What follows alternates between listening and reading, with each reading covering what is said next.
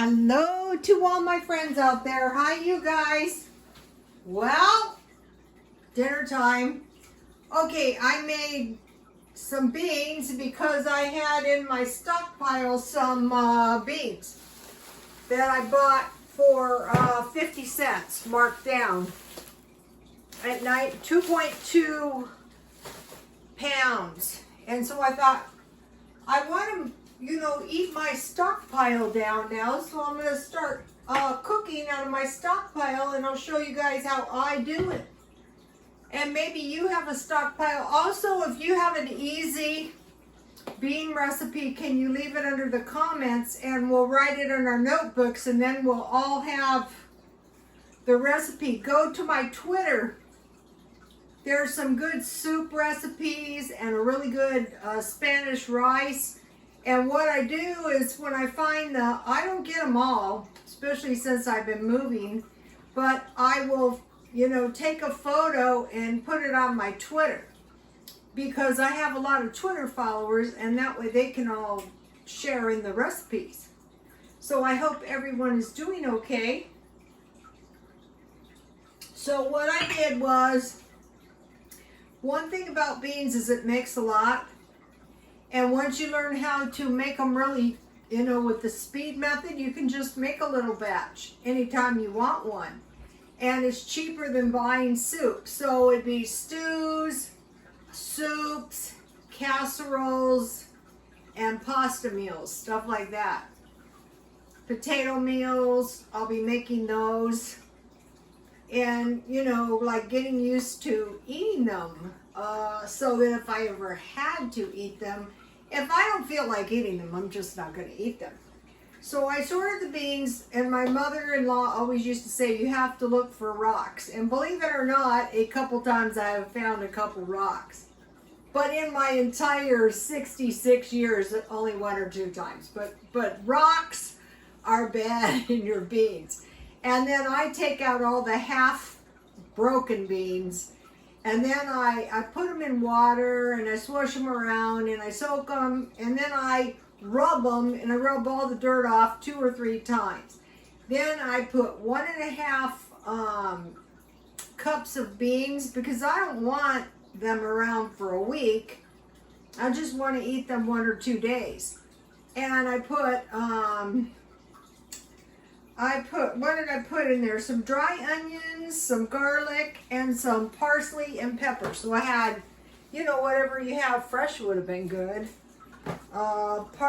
Parsley, garlic and parsley, and some pepper. I didn't put any other spices in. Then I cooked those down until they were basically done. And then I added some of this cooked ham. So this is the third thing I have made out. The second thing, and I have about a third left, so it's enough for some tasty ham sandwiches. I like them with I rarely buy sandwiches, so I really enjoyed that sub sandwich. Walmart has foot-long subs for $5.50. But I've got at least enough in there, enough ham for maybe 4 or 5 sandwiches. And so then when the beans were done, I added the canned ham. So now I want to season this is the old time thing. You've got to have salt, pepper, and sugar. Okay, so for a small batch, let me show you what it looks like if I can so far. Can you see?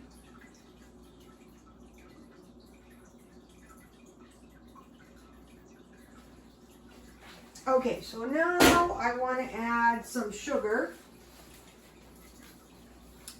During the first craze of the coronavirus, there was no sugar. And the only sugar I could find, you guys out here in California, there was no sugar. Now we've got plenty of sugar. But at the time, there was a sugar shortage and a flour shortage. So I will just add for a little batch of beans like this, and it makes all the difference. Maybe about 3/4 of a teaspoon of sugar, not too much. You don't want to taste the sweet. But if you add it, it's gonna make your beans a lot better. And some salt and some more pepper. So now I could make these beans with sausage or bacon, and you could add, or you could use bacon grease, but I want to add a little butter. I have butter, and butter is really good in beans. But it's like the sugar. You don't want to add too much butter to your beans because you don't really want to taste it in there. You just want a little good fat in your beans. That's why some people's beans are so much tastier. So they say it's possible that I'm going to add a little piece. I'll show you. So this is about a half a tablespoon, this little piece. See? That's about a half a tablespoon of my beans. So these are going to be some good beans.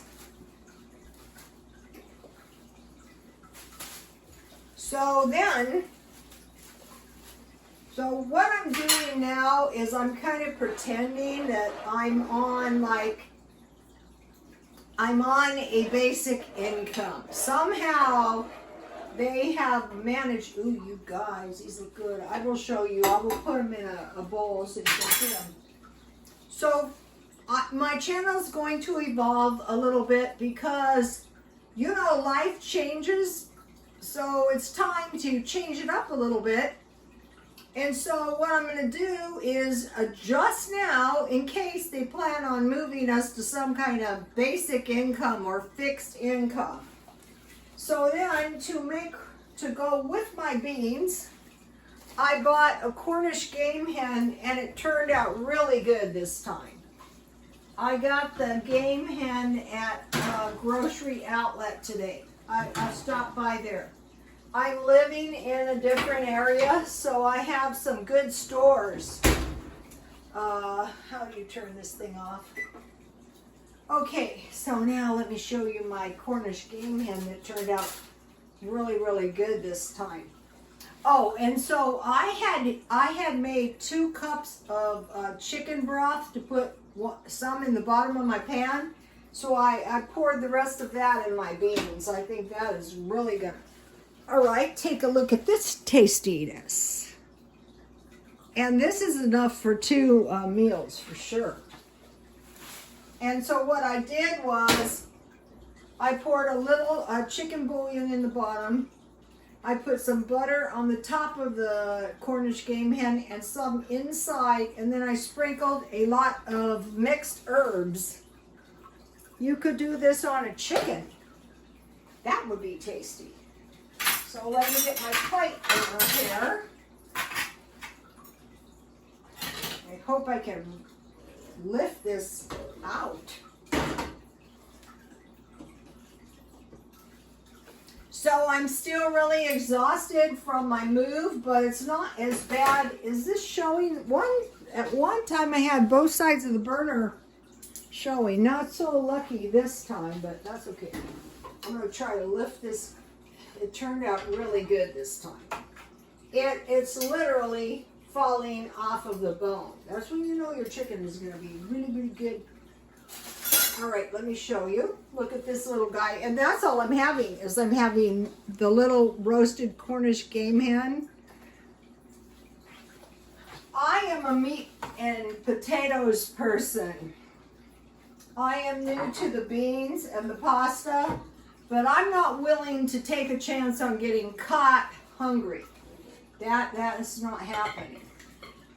So this made quite a bit of beans. And then here it is. If I don't eat it all tonight, then, you know, I'll eat it the next couple of days. Let's see, can you guys see? They're really hot. So I have some tasty beans. Now, yummy. I'm very, very hungry. But you know, if you are really tired and hungry, now last time I was crazy, I took a little leg off and, you know, I made a big deal about eating. See how my bones is falling off the bones? this is the thing about poultry. If you cook it good, yummy. You're not gonna buy better poultry than you can make once you learn how to make it. See, look at this. I can't taste it because it's really, really hot. So that is what I'm having. That is a lot of food.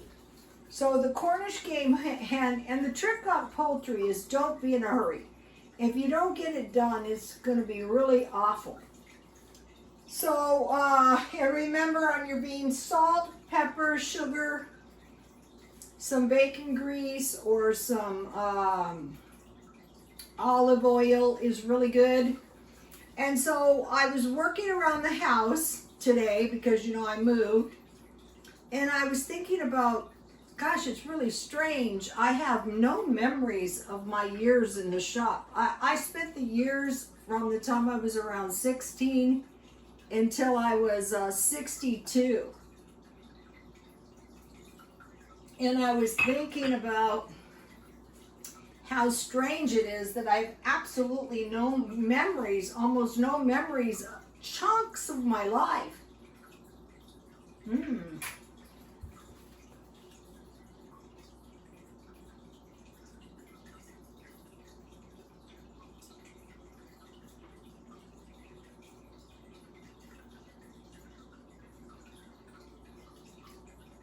If I don't eat it all,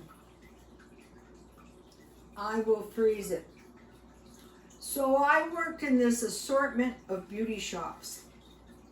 And a lot of times, to be honest, they weren't very nice places.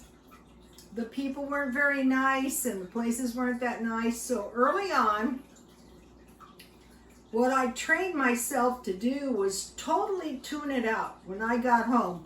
When I was home, that was my life. I was home with my son, and we had a good life, believe it or not. I was around a lot of depressive people. And also, I was around a lot of people with self-created problems, and there was basically no end to it. I was working in this one shop, and you know, my customers were a little bit like upbeat like me. And I remember this one guy said, "Is she always like that?" And I go, "Yeah, pretty much." She was just depressed all the time, or else it was always complaining about their ailments or something. So I trained myself to tune it out. And the thought of that happened to pop into my mind, and I knew it was God speaking to me. And then I also spent years and years studying nursing. So I was around sick people, a lot of times hopelessly sick people, and the problems were sometimes insurmountable. And it wasn't a good situation at all. And so when I got home, I totally put it out of my mind, and I trained myself to do that. So, you know, I was thinking about, okay, they've had 8 months of our lives with this coronavirus, with Epstein, with the election. It's like the shops, it's like the hospital. There's no flipping into it, right? So now what we have to do is to the economic problems and la. So basically there is no end to it. So they've had March, April, May, June, July, August, September, October, now it's November. We got 2 months of the year left. So my entire job now is to prepare for Christmas, for the holidays, and the baby is coming. And I thought, this is just like my jobs and, you know, the hospital. There is no end to this. So what we have to do is we have to say, okay, that's out there. This is in here, and, you know, just don't think about it. Also, this thing of the whole world's problems are our problems is another thing. It's kind of like the same thing, right?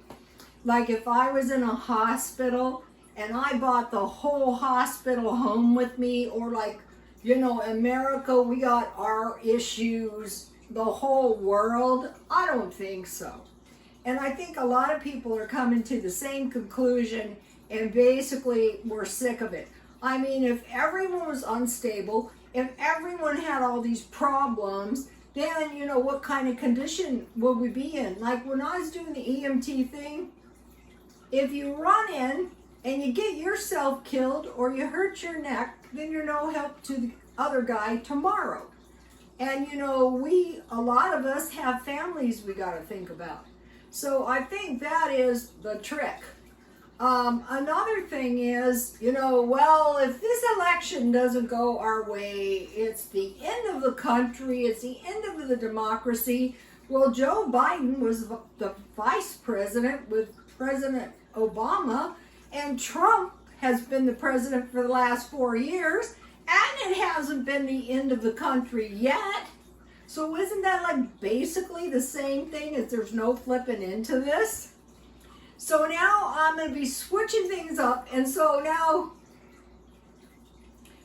you know, I think the worst thing that we can do is spend money. But tomorrow I'm going to work, you know, I'm going to go to the thrift store because that's where I get my stuff that I sell. And I will try to find a $100 item. I don't know if I can. They're not that easy to find, but if I find one, I will show you. And I took my little painting out because, you know, if you get grease on it.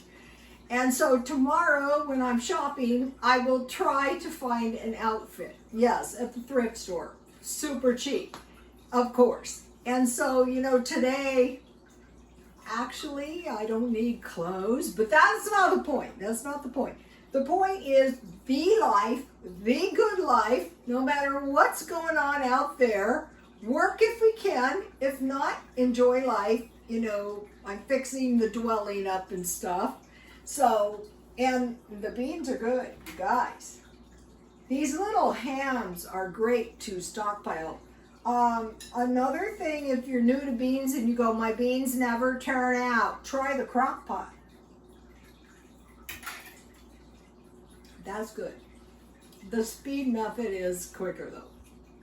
Okay, you guys, please like, comment, and subscribe, and God bless you all.